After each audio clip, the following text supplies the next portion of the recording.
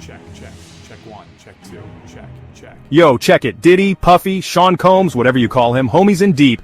Deeper than a rapper's pockets after buying a tiger. The feds are on him. The truth? It's bubbling up like bad Ciroc. All those whispers about Diddy's parties, they're getting louder. Celebrities, they ain't so silent anymore.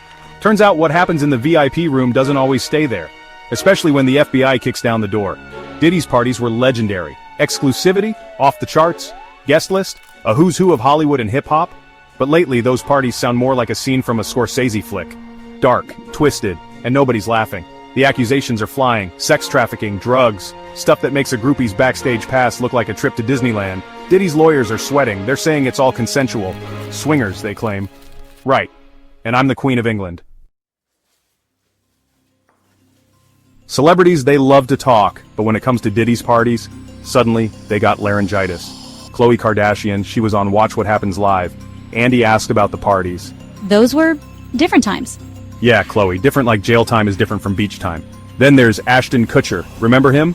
Dude's gone from punked to silent as a church mouse. Reporters chased him down at LAX. Gotta catch a flight, man. Sure, Ashton, to Denialville, first class. But the real talk? Cat Williams. That brother keeps it 100. He was on the Breakfast Club. Charlemagne asked him straight up. You ever been to one of Diddy's freak-offs? Let me put it this way. I've seen more freaks at Diddy's house than I did working security at a Parliament Funkadelic concert. Boom, mic drop. Why are folks talking now? Simple. Nobody wants to be caught holding the microphone when the music stops. Image is everything in Hollywood. And right now, being associated with Diddy is like wearing a shirt that says, "I heart tax audits." Word on the street is the feds got a guest list. Not the kind you find on page 6. This one has names, dates, and maybe even Polaroids. Celebrities are scrambling like roaches when the light comes on. They're hiring lawyers, they're deleting tweets, they're even going to rehab. Anything to say I was just there for the canapes. Look, I ain't a lawyer, I'm just a brother with a microphone and a healthy distrust of anybody who calls their parties a freak-off.